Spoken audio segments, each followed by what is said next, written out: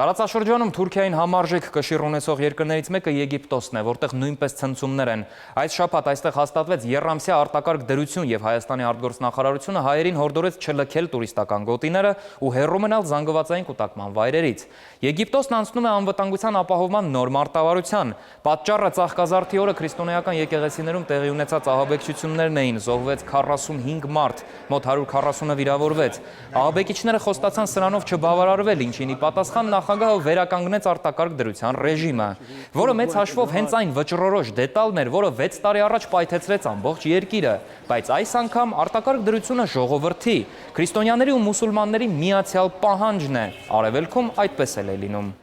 Կահիրեում ու ամբողջ երկրում ընթացող զարգացումների մասին այժմ կխոսենք Եգիպտոսում Հայաստանի արտակարգ և լիազոր դեսպան Արմեն Մելքոնյանի հետ։ Բարի երեկո, պարոն դեսպան։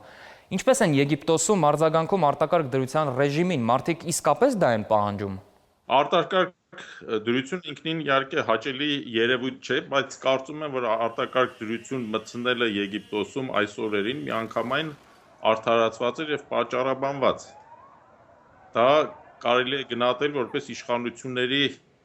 օպերատիվ արձագանքը այն սարսափելի հարձակումներին, ահաբեկչական հարձակումներին, որոնց զոհ գնացին 40-ից ավելի անմեղ քաղաքացիներ, մեծ մասամբ քրիստոնյաներ, ինչպես նաև 100-ից ավելի վիրավորներ եւ տուժածներ եղան։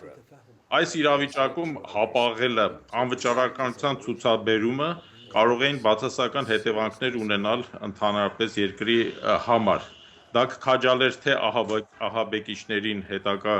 նոր գործողությունների դիմելու գործում, ինչպես նաև առաջ կբերեր ազգաբնակչության հիասթափությունը եւ առաջին հերթին քրիստոնյաների։ Պարոն Մելքոնյան, իսկ ինչպես են իրենց զգում հայերը վերջին ահաբեկչություններից հետո, որովհետև վախ կամ ճամպրուկային տրամադրություններ կան։ Ինչպես գիտեք, հայերը, եգիպտահայերը հիմնականում բնակվում են Կահիրեում եւ Ալեքսանդրիայում, մոտարապես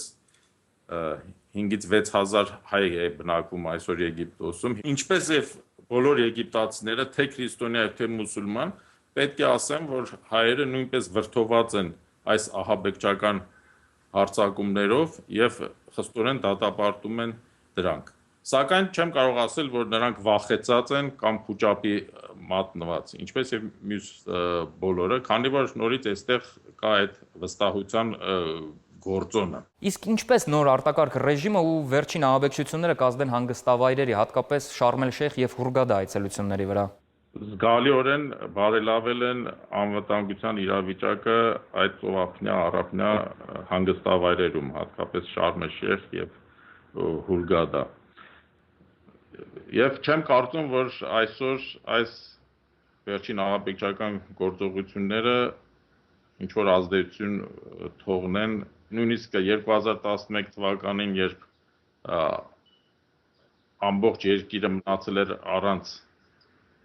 անվտանգության, դուք հիշում եք ինքներդ եղել եք այստեղ, Հուրգադայում եւ Շարմ էլ-Շեյխում զբոսաշրջությունը շարունակում էր, գոնե նրանք, ովքեր որ արդեն ժամանել էին այդ քաղաքները, մինչև վերջ մնացին։ Շնորհակալություն, պարոն